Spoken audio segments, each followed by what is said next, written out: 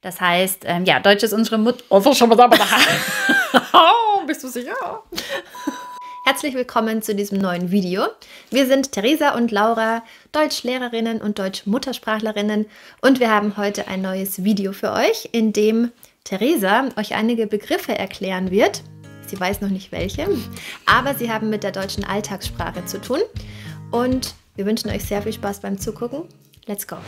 Bevor wir gleich so richtig durchstarten, Laura und ich werden in dieser Lektion ganz authentisch sprechen. Deutsch ist unsere Muttersprache, das heißt, wir reden in dieser Folge einfach ganz authentisch und in normaler Geschwindigkeit, was perfekt für dich ist, wenn du genau das trainieren möchtest, nämlich Muttersprachler zu verstehen. Du kannst jederzeit die Untertitel aktivieren, damit es einfacher ist für dich, uns zu folgen, und mach dir keinen Stress, wenn du nicht zu Beginn gleich alles verstehst. Das ist vollkommen normal. Genau. Und jetzt bin ich gespannt, was du für mich rausgesucht hast, Laura. Ja, also Theresa, vielleicht zum Verständnis für unsere Zuhörer und Zuschauer. Wir haben hier eine WhatsApp-Gruppe, in der wir immer Wörter sammeln, die uns so im Alltag begegnen und wo wir denken, die könnten interessant für unsere Schüler sein. Und ich habe da mal reingeguckt und habe 10 Wörter gefunden, die jetzt nicht so häufig sind, aber die auf jeden Fall wert sind, Beachtung zu finden. Okay, cool. Und du darfst gerne einfach mal erklären, was es bedeutet und wie man das so anwenden würde. Okay. Es sind eigentlich alles umgangssprachliche Ausdrücke, außer das erste, das ist eher ein schriftsprachlicher Ausdruck, würde ich sagen. Okay. Und der heißt, auf dem Absatz kehrt machen. Das habe ich in einem Buch gelesen zum Beispiel. Also jemand macht auf dem Absatz kehrt. Okay, auf dem Absatz kehrt machen. Okay, dazu muss man genauer in den Wortschatz zum Thema Schuh gehen. Denn ein Schuh hat viele Bestandteile. Es gibt die Sohle, es gibt den Schaft und an der Sohle ist hinten an der Ferse der Absatz. Es gibt zum Beispiel Stöckelschuhe, also High Heels, die einen hohen Absatz haben. Oder Sneaker haben quasi keinen Absatz, so Turnschuhe. Aber früher hatten die Männer auch gerade so Anzugsschuhe an, die ja immer so einen kleinen Absatz hatten. Und darauf zielt wahrscheinlich auch dieses Sprichwort ab. Wenn jemand auf dem Absatz kehrt macht, bedeutet das, er macht einen Schritt, bleibt stehen und dreht sich auf der Ferse um. Also das meint dieses plötzliche Kehrt machen. Man dreht sich um und wechselt die Richtung. Genau, also das bedeutet das. Ja, in welcher Situation könnte man sowas sagen? Wenn man zum Beispiel aus dem Haus geht und etwas vergessen hat und es einem einfällt, oh Mist, ich habe mein Handy vergessen, dann mache ich auf dem Absatz kehrt und drehe nochmal um. Genau. Oder? Ja, also absolut. wenn einem plötzlich etwas einfällt und man sich ganz plötzlich umdreht, um die Richtung zu wechseln. Ja, ganz genau. Und das ist aber, wie gesagt, eher was Schriftsprachliches. Also du würdest jetzt nicht zur Tür rausgehen und sagen, oh, ich mache auf dem Absatz kehrt. Also das ist wirklich was Schriftsprachliches. Gerade in Büchern wird man das super häufig lesen. Ja, genau. Okay. Unsere anderen 9 Ausdrücke sind aber tatsächlich umgangssprachlich. Und das erste ist ein Adjektiv und das heißt zappenduster. Zappenduster. Okay. Duster bedeutet dunkel. Also man meint damit das Tageslicht. Also am Abend ist es dunkel. Bedeutet, am Abend ist es duster. Und zappenduster ist nochmal das Maximum an Dunkelheit, das es gibt. Also um Mitternacht ist es zappenduster. Einfach für sehr, sehr, sehr dunkel im Tageslicht. Ja, so dass man gar nichts mehr sehen kann. Also wirklich. Genau. Stockdunkel hört man auch oft. Ne? Es ist stockdunkel, also komplett schwarz. Man kann gar nichts sehen. Stockdunkel oder zappenduster. Genau. Okay. Das nächste ist eigentlich ein Verb und das heißt, sich mit etwas spielen. Ich spiele mich mit etwas. Boah, ich denke da an eine Situation, man hat zum Beispiel zu Weihnachten ein neues technisches Gerät bekommen. Und ich bin ja zum Beispiel eine Person, die echt super ungern so Bedienungsanleitungen liest, sondern ich möchte das Ding einfach ausprobieren. Dann sage ich, oh, ich habe schon richtig Lust, mich damit zu spielen. Bedeutet also etwas auszuprobieren. Und ich verbinde das vor allem eigentlich im Kontext mit technischen Geräten. tatsächlich. Ja, würde ich jetzt gar nicht nur sagen. Ich dachte gerade vielleicht auch irgendwas Handwerkliches oder so. Man möchte irgendwas machen, was vielleicht viel Geduld braucht, was nicht sofort klappt. Ja. Dann muss man sich erstmal damit spielen und rausfinden, wie das eigentlich funktioniert. Ja. Okay, sehr gut. Dann das nächste ist eigentlich ich würde nicht sagen eine Beleidigung, aber wenn du zum Beispiel zu jemandem sagst, der hat einen an der Klatsche. Also einen an der Klatsche haben. Aha. Was heißt das? Das bedeutet, dass diese Person so ein bisschen verrückt ist.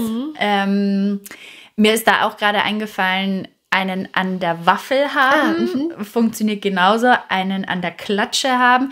Klatsche ist ja eigentlich, also vom Klatschen, Applaus machen.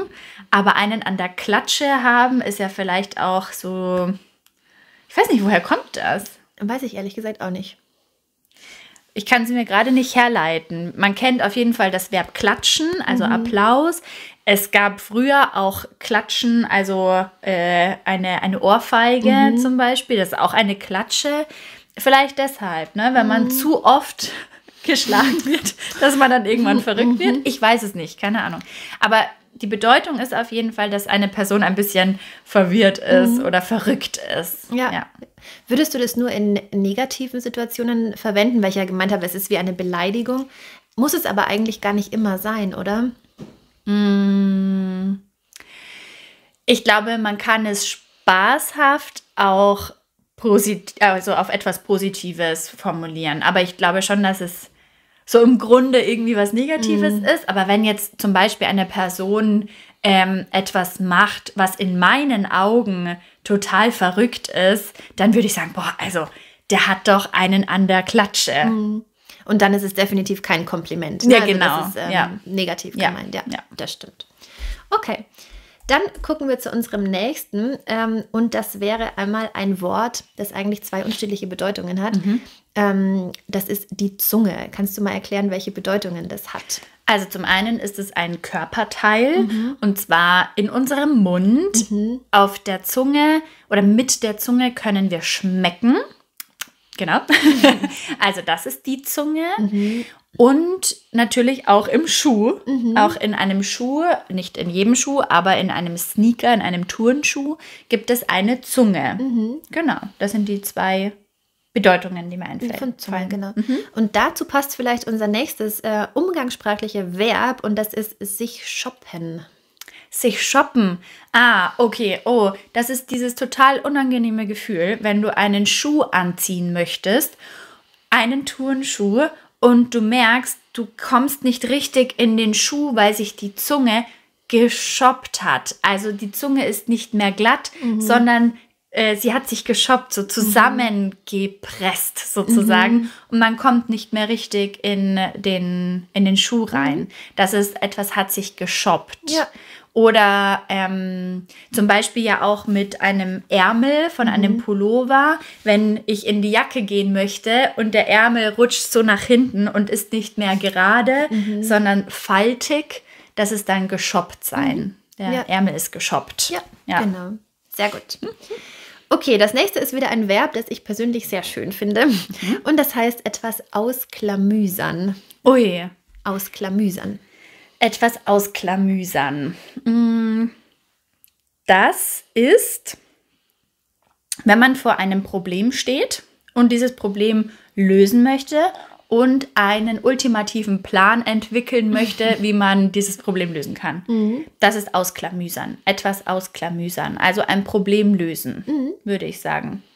Hast du ein Beispiel, also welches Problem? Es geht jetzt nicht um ein Problem für Beziehungsproblem oder sowas, würde ich sagen, sondern vielleicht wieder eher was Greifbareres. Also du hast vielleicht wieder mit einem technischen Gerät ein Problem oder irgendwie sowas. Ja, genau. Wenn man irgendwie technische Schwierigkeiten hat.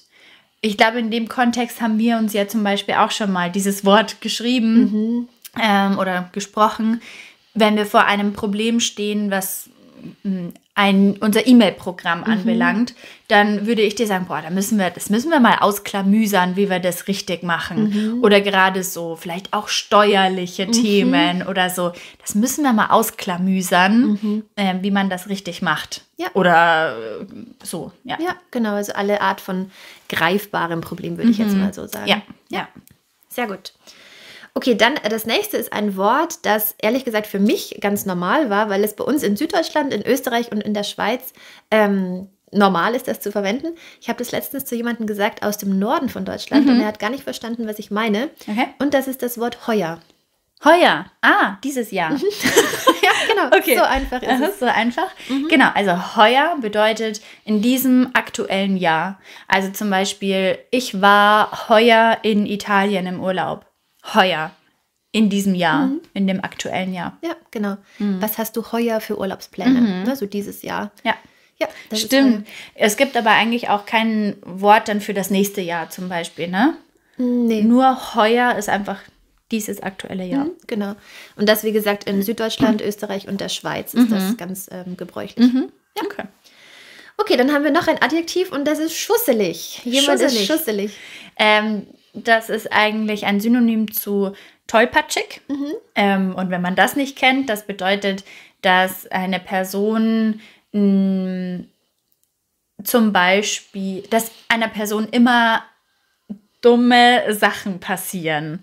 Also zum Beispiel, wenn man einen Teller trägt, dann fällt der Löffel auf den Boden. Oder die Suppe schwappt über, also sie tropft auf den Boden. Oder man geht spazieren und man stolpert über seine eigenen Füße. Das ist schusselig. Ja, oder wenn man schreibt, dann macht man Rechtschreibfehler und man verschreibt sich. Ja, solche Dinge. Also ja, man hat vielleicht auch Schwierigkeiten, sich zu fokussieren auf etwas oder ist mit den Gedanken immer irgendwo anders und dann passieren dann einfach irgendwie viele Dinge. Ja. Würdest du sagen, dass du eine schusselige Person bist? In manchen Situationen auf jeden Fall, aber ich glaube nicht, dass ich für mich selbst als Charaktereigenschaft sagen würde, ich bin ein Tollpatsch oder ich bin schusselig. Nee, also das würde ich nicht sagen. Aber in manchen Situationen, klar, da passieren manchmal solche Dinge. Ja, jeder ist mal unkonzentriert. Ja, genau. Okay, und unser letztes Wort ist, glaube ich, wieder regional geprägt und zwar ist das die Plörre. Was ist denn eine Plörre? Da möchte ich gerne die Situation wissen, in der dir das Wort eingefallen ist. Das frage ich mich ehrlich gesagt auch, weil ich glaube tatsächlich, dass es bei uns in Süddeutschland gar nicht so häufig ist. Die Plörre. Also, es ist im Prinzip ja Dreck, oder? Also wie eine dreckige Pfütze. Dann müssen wir vielleicht klären, was eine Pfütze ist. Die Pfütze, wenn es viel regnet, dann sammelt sich manchmal Wasser in Löchern in der Straße oder auf Feldwegen und so. Das ist eine Pfütze. Und vielleicht bestimmt durch unsere Hunde. Das kann sein. Wenn man Gassi geht und die Hunde wälzen sich in diesen dreckigen Pfützen, dann sagt, boah, eine Plörre. Ne? Also eine dreckige Pfütze. Dieses Wasser in den Pfützen ist ja nicht klar. Es ist kein sauberes Wasser, sondern es ist eine Mischung aus Wasser und Dreck und Erde. Und da würde man sagen, das ist eine Plörre. Vielleicht riecht es auch nicht gut. Ja. Na, das würde ich sagen, ist eine Plörre. Ich habe tatsächlich herausgefunden, dass dieses Wort, wie gesagt, ja in Norddeutschland eher gebräuchlich ist. Und da wird es in der Bedeutung verwendet für ein Getränk, das sehr dünn ist, nicht viel Geschmack hat, vor allem für Kaffee. Also wenn du zum Beispiel einen Kaffee hast, der vielleicht schon länger steht oder der einfach sehr dünn ist und sehr schlecht schmeckt, dann würde man sagen, boah, was ist das denn für eine Plörre? Das kann man ja gar nicht trinken. Okay, aber es ist ja schon sehr ähnlich, wenn wir das für dreckige Pfützen verwenden und für eine braune, eklige Suppe sozusagen. Ja, dann passt das ja irgendwie ganz gut. Also wenn jemand aus Norddeutschland zufällig zuhört oder zuschaut, dann sagt uns gerne mal Bescheid, ob das die ursprüngliche Bedeutung ist davon. Ja. Okay, super. Sehr gut gemacht. Ich danke dir. Danke euch fürs Zugucken und Zuhören. Wenn einige Wörter für euch neu waren, dann lasst uns das sehr gerne wissen. Und wir freuen uns dann, euch bald wieder zu sehen. Absolut. Macht's gut.